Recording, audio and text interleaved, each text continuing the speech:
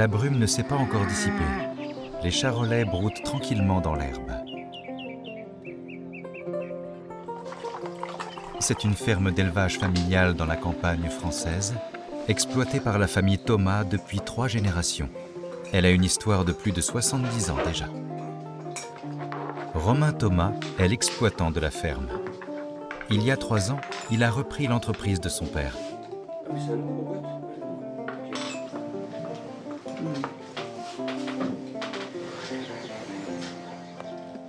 Oui, salut Bertrand. C'était pour te dire qu'on a 2 vaches en chaleur. Tu peux venir dès que tu peux. Voilà, à tout à l'heure. À l'aube, la ferme se réveille au rythme de l'engrenage de machines et du mouvement des animaux. Monsieur Thomas démarre la machine pour commencer à préparer aux vaches charolaises les aliments avec une recette précise. Dans l'étable à proximité, sa fille, en vacances, se met déjà au travail. Pour elle, passer des moments avec ces bêtes au caractère tendre sont ses meilleures vacances. Un sentiment d'affinité et de complicité avec les bovins se transmet naturellement dans la famille.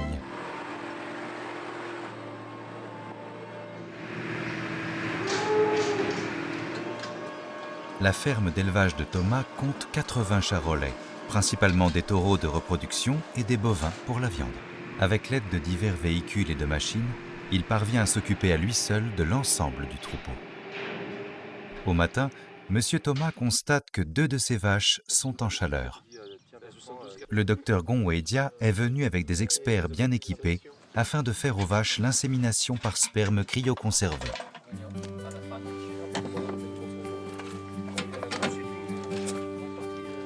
Pour les fermes familiales françaises, il s'agit pour l'évolution du troupeau d'une sélection strictement scientifique. Avec leur regard d'experts, les spécialistes de l'élevage jaugent l'ossature de chaque taureau reproducteur et la rapidité de croissance de ses muscles. Seul un individu jugé excellent dans son ensemble pourrait être sélectionné comme reproducteur. Ensuite, grâce à la technique de l'insémination artificielle, le taureau peut transmettre les meilleurs gènes à ses descendants.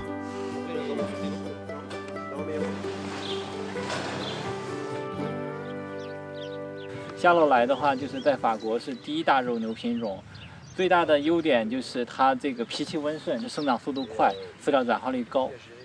夏洛来是法国人的骄傲。蓬皮杜送给周恩来总理的这个礼物开始，一直只有西乌旗坚持这个农户一直坚持做纯繁。他的妹妹在西乌旗有很多，吉日木巴图。 他们家用过一个梦，一个梦体型能看到明显的更大。10 000 km plus loin, des charolais, porteurs de gènes de bœuf de rêve, se plaisent à brouter. L'éleveur Jiri Moubatou apprend à son fils à prendre soin d'eux.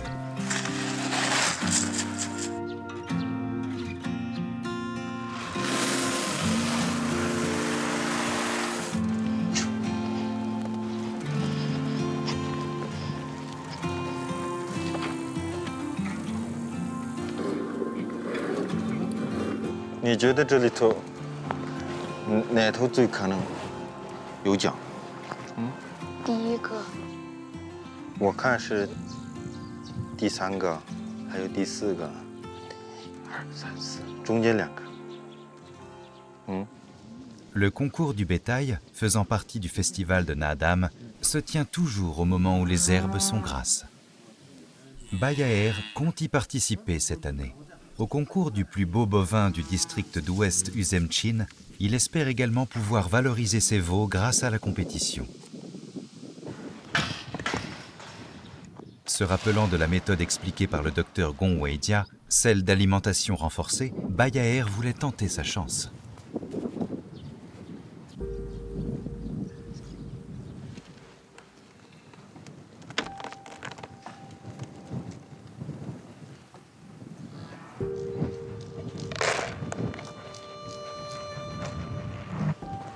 Les veaux montrent peu d'intérêt aux aliments que Bayaer leur a préparés soigneusement.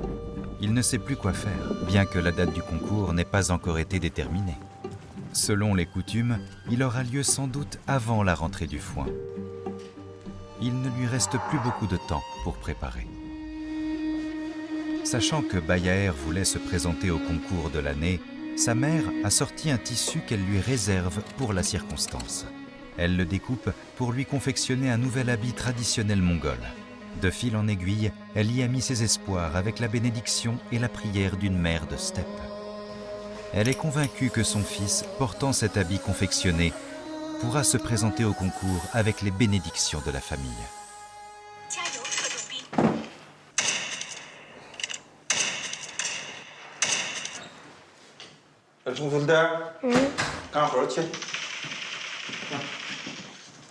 Pour soustraire son fils au jeu électronique, tous les jours, Jiri Moubatu l'appelle à prendre soin de ses charolais.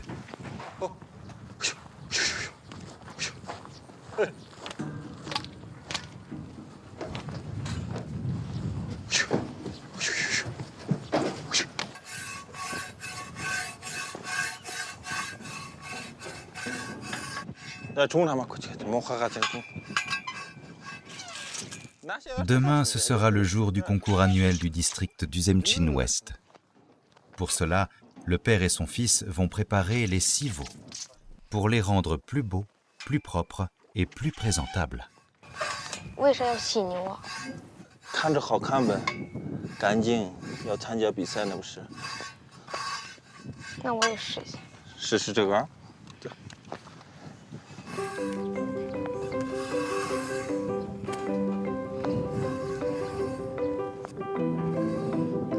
对了，你可大下，哪块看着不对劲了，你就收哪块。啊。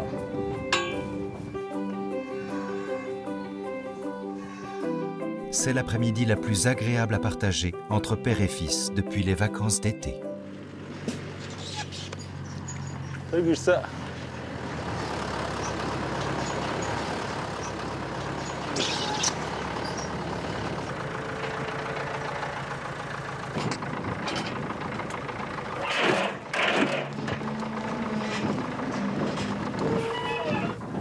Selon la tradition de steppe, un rite important avant la compétition s'impose de manière solennelle. C'est la grand-mère qui fait la prière ancestrale avec le masque de nourriture laitière mis sur le visage, en faisant 3 tours autour de l'autel dans le sens des aiguilles d'une montre. La fumée de l'encens, mélangée de murmures, ne relève pas de pouvoir magique, mais d'une pratique rituelle à confier les attentes familiales avec bénédiction aux bovins charolais. Elle souhaite que les esprits de la steppe puissent transformer ces prières en performances des veaux dans l'arène et redorer le blason familial.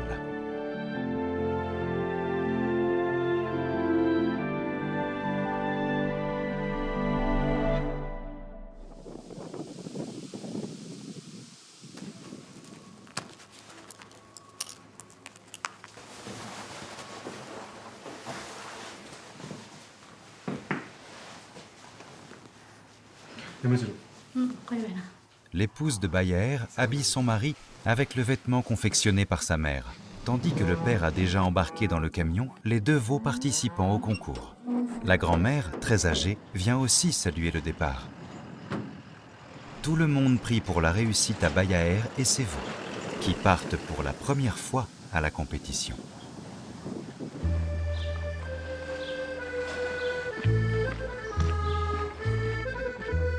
La maison des Thomas est remplie d'objets associés aux charolais.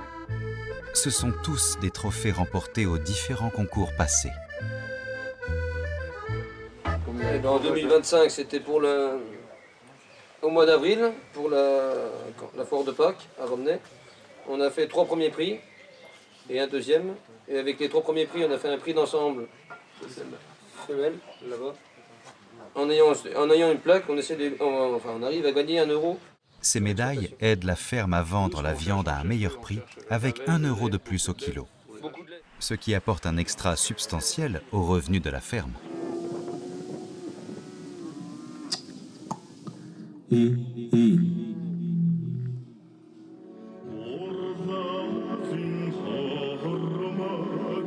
La compétition annuelle se déroule comme prévu. Les éleveurs arrivent des 4 coins de la steppe. Pour eux, c'est à la fois une date de concours et aussi celle de retrouvailles entre amis.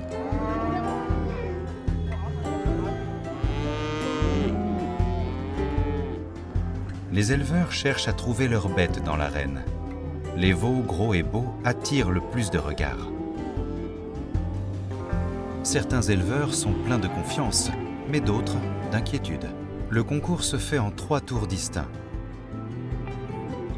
Le premier carré rassemble les pures races charolais certifiées conformes avec tout un registre généalogique complet.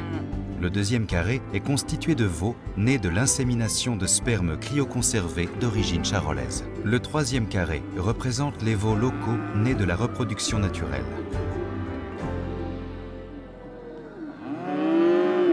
La famille Djirimubatu arrive très tôt sur place. Bien qu'elle apporte 6 veaux soigneusement préparés, avec pas mal de certitude de gagner, autour d'elle, les veaux d'autres familles sont aussi beaux et forts, ce qui prouve pour elle que la compétition de cette année s'avère plus rude.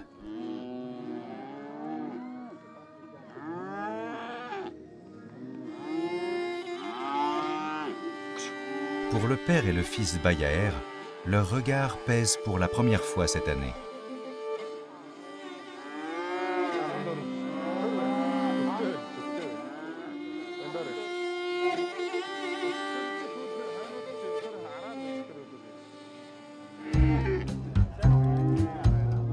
Les spectateurs sont de plus en plus nombreux. Ils commentent les veaux dans l'arène, comme s'ils devenaient tous arbitres. Avec l'entrée de 5 arbitres constituant le jury, le concours commence bel et bien. Ils évaluent 5 catégories de gens. Les éleveurs charismatiques, les éleveurs bien expérimentés, les experts vétérinaires célèbres, les organisateurs du concours et enfin les représentants d'acheteurs. Quand ils fixent leur regard tour à tour sur chaque veau, une évaluation silencieuse démarre. En dehors de l'arène, les éleveurs retiennent leur souffle. Un regard qui s'arrête une seconde de plus sur un veau pourrait déclencher des palpitations au cœur. L'édition de cette année a rassemblé 96 veaux à la compétition, avec un premier, second et troisième carré bien distincts. Les catégories taureaux et vaches sont réparties dans 6 arènes distinctes.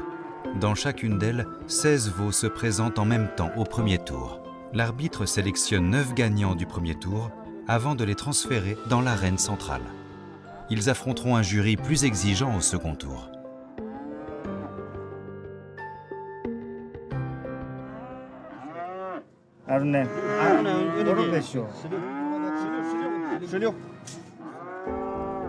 Après avoir enregistré toutes les notes attribuées, un représentant élu des éleveurs rend public le palmarès. Les notations sont sous strict contrôle. Sous les lumières du soleil, une compétition est aussi transparente que sérieuse. Le déroulement du concours est un véritable spectacle vivant. Outre la zone de compétition qui fait rage, il y a une zone d'exposition des bœufs blancs, où se trouvent ceux qui sont déjà adultes ayant un profil d'excellence. Ils portent l'image du charolais. De l'autre côté, il y a une zone de commercialisation très bruyante, qui est une banque mobile du patrimoine génétique. De la sélection à la reproduction, a lieu ici un renouvellement crucial de la qualité du cheptel. Dans l'arène, les veaux se promènent de ci, de là, tandis que les arbitres pèsent le pour et le contre.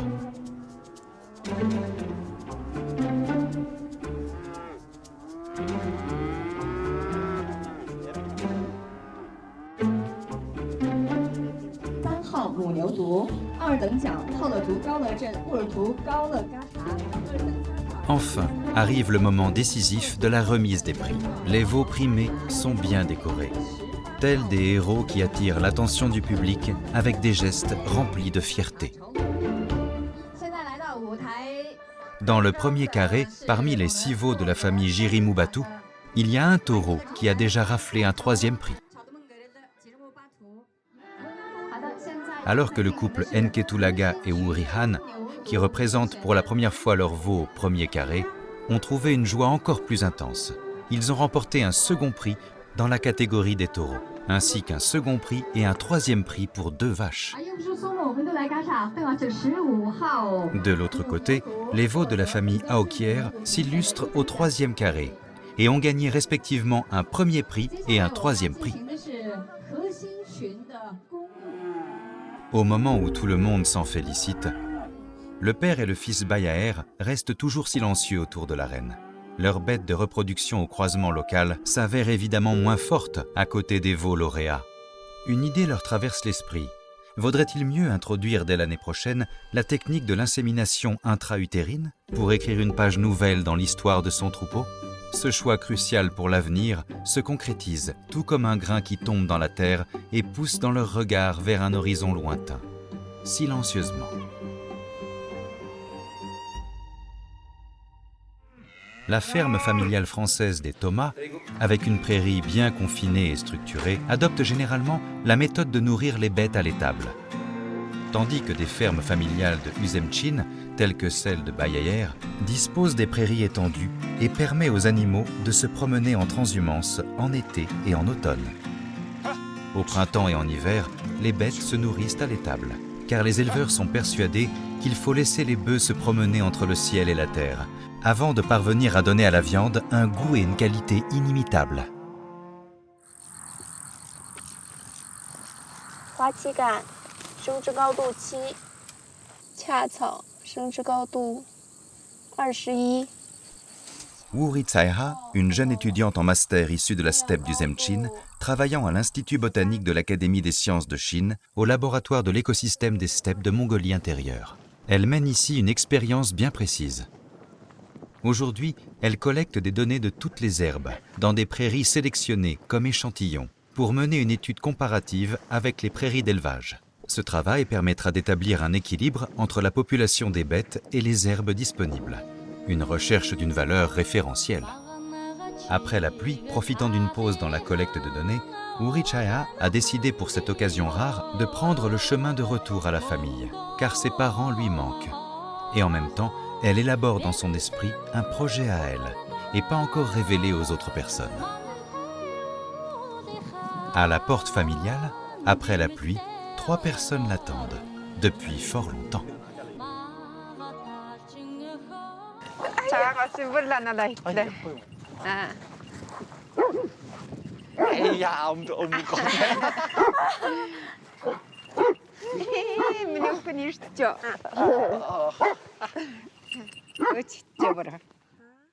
C'est la première retrouvaille familiale avec la fille depuis 6 mois.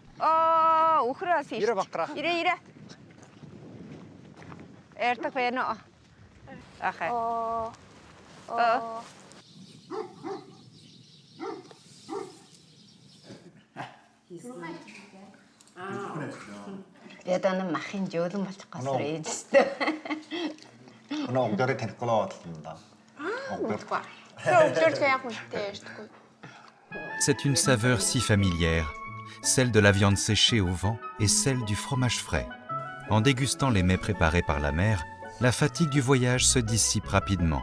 À table, Urichaya a enfin révélé son projet intime, de faire de la ferme de sa famille un premier laboratoire de la recherche sur l'écosystème de steppe. Ses parents n'ont pas hésité une seconde. Son père lui propose de voir tout de suite le terrain, la prairie qu'il a entretenue depuis tant d'années. À ce moment précis, son projet de recherche scientifique et les pratiques du père se sont joints à table, en vue d'un avenir radieux de la steppe.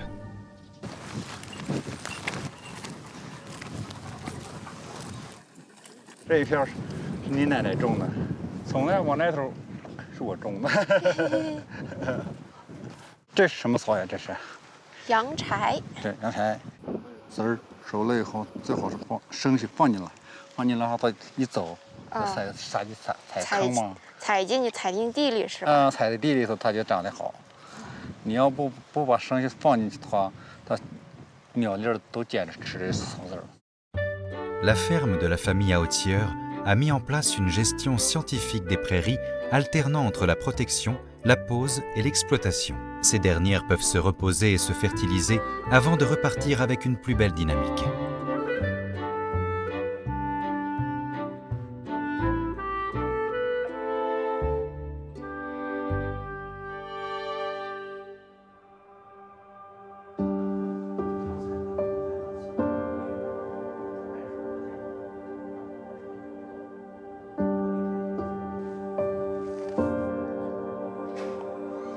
Après une après-midi d'études de terrain, Uri Chaiha a collecté l'ensemble des données de sa ferme familiale.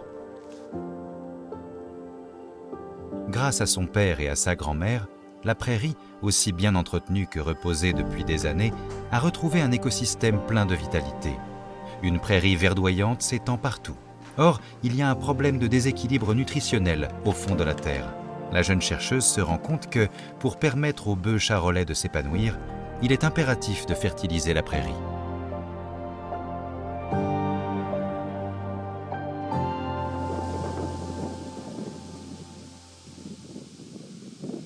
Un projet de transformation de la prairie prend forme à la tête.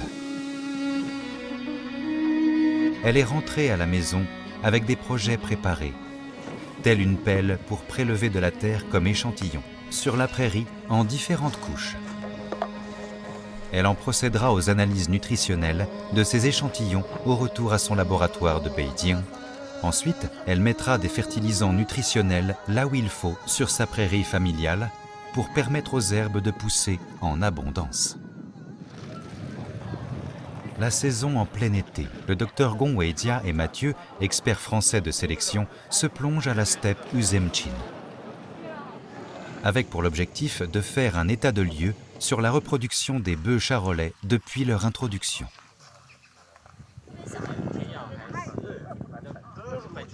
Charolais soit rentable, qui gagne de l'argent. Le but c'est aussi ça, de proposer une génétique qui permet ça à l'élevage, qui soit rentable économiquement. Oui. Donc c'est le but, c'est de proposer une génétique qui permette aussi à une rentabilité pour l'éleveur. Oui. Ils prennent des mesures sur chaque troupeau, collectionnant des données. Ils interviewent les éleveurs, écoutent les expériences enrichies avec les bonnes pratiques. Depuis de nombreuses années, le docteur Gong fait fréquemment navette entre les fermes sino-françaises. Non seulement il met en connexion les fermes locales au monde extérieur, mais aussi avec ses efforts continus, il favorise l'innovation en termes de la qualité de bœuf charolais.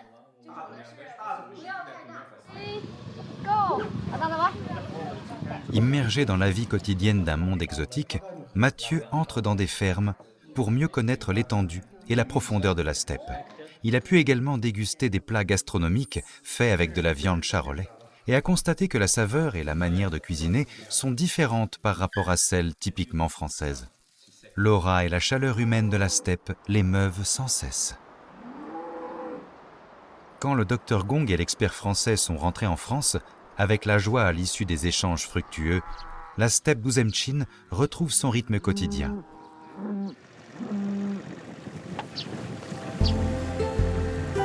À l'aube, Nketulaga conduit son troupeau au bord d'un ruisseau de sa prairie.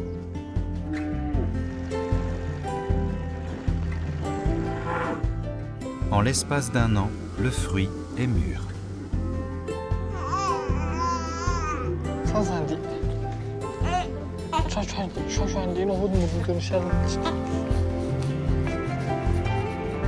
Nketulaga et Wurihan voient arriver au monde leur fils. La naissance du bébé a mis au comble le bonheur de la famille d'éleveurs.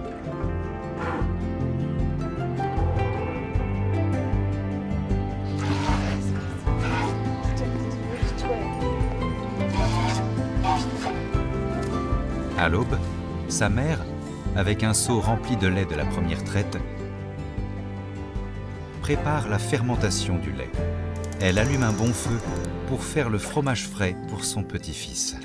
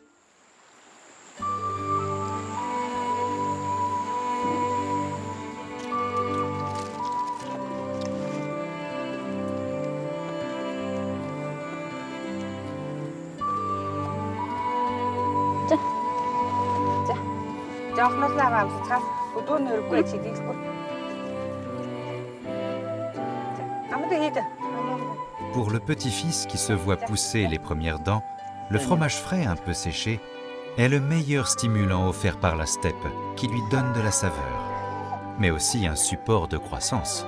Fin de l'été sur la steppe, la verdure se transforme peu à peu à la couleur dorée. Sitchin Batter a lui aussi récolté un fruit d'or. Son reportage « Bovin blanc, un cadeau d'État » se voit publié. Encore une nouvelle année. Rendez-vous à ne pas manquer sur la steppe. La pluie s'avère abondante cette année. Les herbes regorgent d'énergie. Les jours de rentrée de foin sont ceux où Djirimoubatou et Bayaer sont les plus occupés de l'année. Les faucilles, ainsi que les boules de foin, donnent un sens important à chaque aube et crépuscule. Les journées consacrées à rentrer le foin sont pour Djirimoubatou et Bayaer les plus heureuses de toute l'année. Quand sous le soleil couchant, les boules ressemblent aux petites collines dorées. C'est la saison hivernale qui se voit honorée du plus beau cadeau. Sous la neige, les charolais rumineront en silence toute l'abondance de l'été.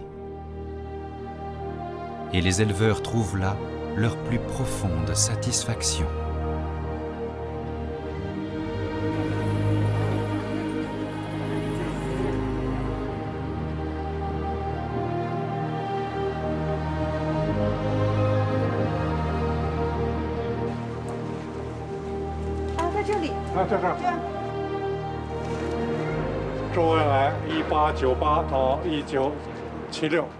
Suivant les traces laissées par le Premier ministre Zhou Enlai au cours de son séjour d'études et de travail en France, nous visitons les appartements où il avait habité. C'est à ces moments du passé qu'il a ouvert une nouvelle perspective des échanges sino-occidentaux. Les montagnes et les océans se séparent, le temps s'en va. Des bovins charolais ont traversé les océans, avant de s'installer dans la steppe chinoise comme ambassadeurs des bovins blancs. Une histoire d'immigration traversant les monts et les mers, qui dépasse largement la circulation et l'adaptation des espèces. Ces ambassadeurs au caractère tendre ont enraciné dans la steppe les gènes de la coopération sino-française.